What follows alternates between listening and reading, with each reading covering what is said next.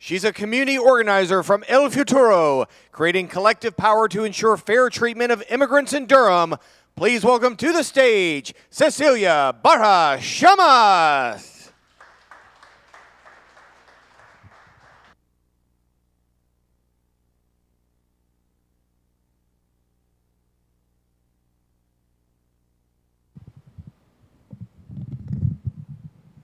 Buenas noches. How is everybody doing? Thank you for being here. It is my true privilege to share this space with all of you. So my name is Cecilia again, and I am from Bolivia, but also from Durham. I am a Durhamite, and I am a board member of El Futuro. El Futuro is a nonprofit clinic that provides mental health services in Spanish and English both to our immigrant community in the Triangle area, but also in 20 different counties in North Carolina. But let me introduce myself. So I'm the one here with the pink jacket. I was 13 years old, that is in Bolivia, my country, south of Bolivia. It was winter, it was extremely cold.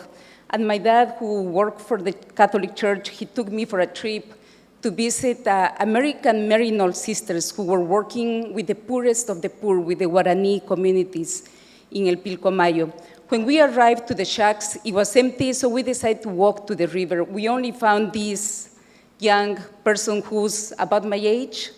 We share exactly the same features, we come from the same place, but she was not wearing the same jacket that I was wearing. Actually, my mom, Edith, who's with me here as a proud mother, he bought me this beautiful pink jacket from Argentina, and I was so proud to be warm and cozy and feeling protected from the winter. But she was almost naked, without any shoes, without any jacket. And that was the first feeling that I had, talking about when was my call, as Rhonda was calling, of injustice. We are sharing the same space, but with so many different opportunities. 10 years later, after this experience, I found a political party with other youth in Bolivia and poor neighborhoods in La Paz. And 6 months later, I was elected the youngest city councilwoman in La Paz. We opened our remarks in the Congress saying, porque hemos perdido el miedo y hemos recuperado la esperanza, because we have lost the fear and recovered hope. And 30 years later than Pilcomayo River, I arrived to Durham with 3 kids and my husband, who's also here. And when I was knocking on the doors, working in affordable housing in East Durham as a community organizer, I didn't only find poverty that was obvious to my view, but also I found people who were afraid and people who have lost hope, the same that in my home country, Bolivia. So there is Luke Smith, the executive director of El Futuro, that is also sharing the space with us tonight. So let me stress every single word of the mission that we accomplish at El Futuro. So Spanish-speaking immigrants can access culturally responsive mental health services. You know, one of these sentences that you say it and sounds good, but let me break that sentence because every single word is a challenge for us. So Spanish-speaking immigrants can have access to culturally responsive, it's not enough to know how to speak Spanish, mental health services. That was something that we just heard from Amy. Every single step of our mission is a challenge. We have almost 2,000 clients every year. We serve 14,000 therapies.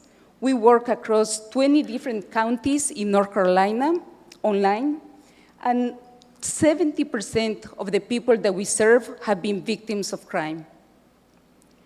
So what COVID has done throughout the world is exacerbate what has been happening.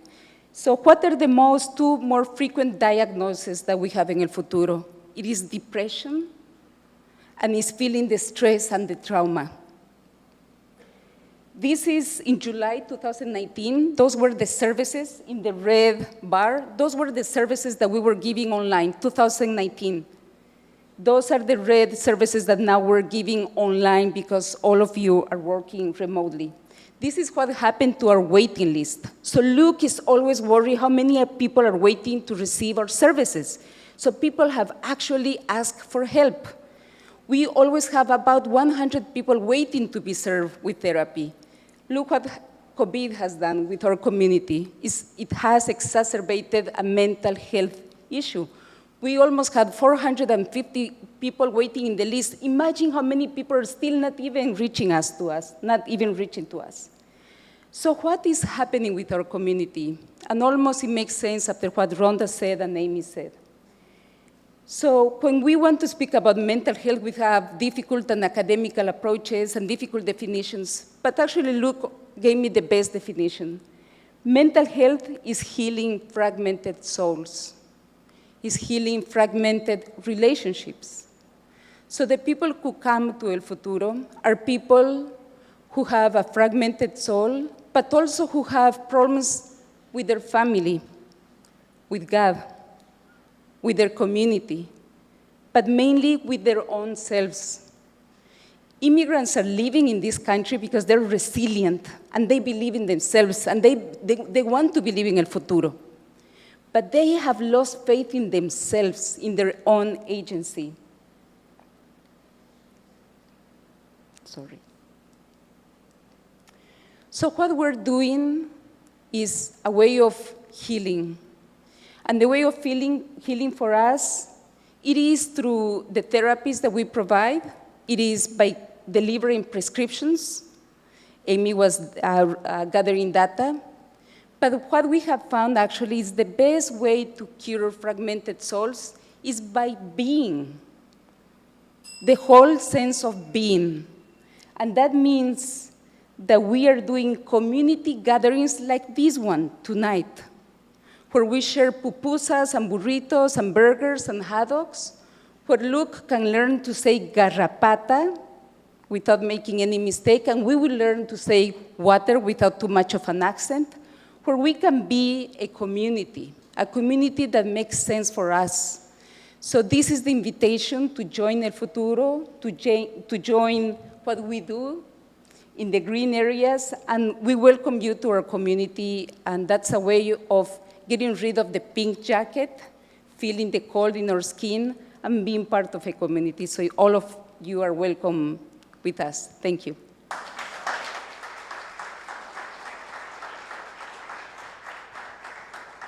Questions about the work being done at El Futuro? Please raise your hands. You can get your answers about the immigrant community in Durham and in lots of counties around North Carolina.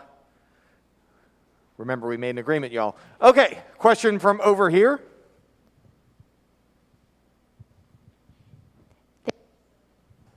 Oh, it's on. Thank you. Thank you so much for your work. I wanted to ask, if as you mentioned, there's a number of people that are waiting for resources and that have reached out and are in that kind of waiting period for your organization. What types of resources do you provide to people in that waiting period before they can have a counselor assigned to them? Mm-hmm. I think I'm going to be as resourceful as Amy has been and invite Luke, who's our executive director. Because it's a chain of services, not only in El Futuro, but also in different organizations. So, Luke, you're more than welcome. Well, now I'm up here, and I was wanting to ask a question. What Cecilia so eloquently described is that bringing community together is a real healing moment.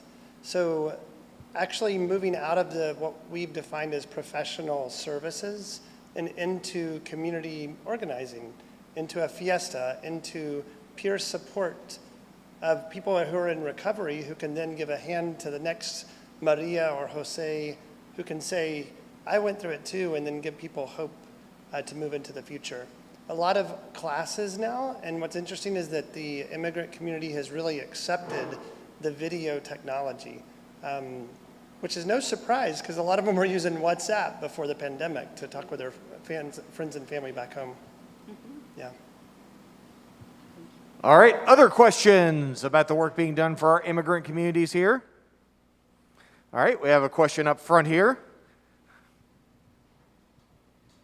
I'm curious because we have these giant medical systems here who also provide mental health services. If you all have interacted with any of the other mental health providers to try to bring in more culturally sensitive and informed care to those settings as well? So actually, one of the main components that we have is bilingual services. And every time that we are hiring psychologists, we are also fighting to have who's going to hire. Is it going to be us? So there is very little human resources that can provide bilingual services and who can also be culturally responsive, who will understand what they're going through. So we are part of a network, but actually El Futuro has become the reference point in mental health for the immigrant community. So we have become the source of knowledge. That's why one of the things that we're doing is La Mesita. It's an online training. And we have 350 people from North Carolina being trained on how to deliver these services. All right, ladies and gentlemen, big hand for Cecilia Chamas.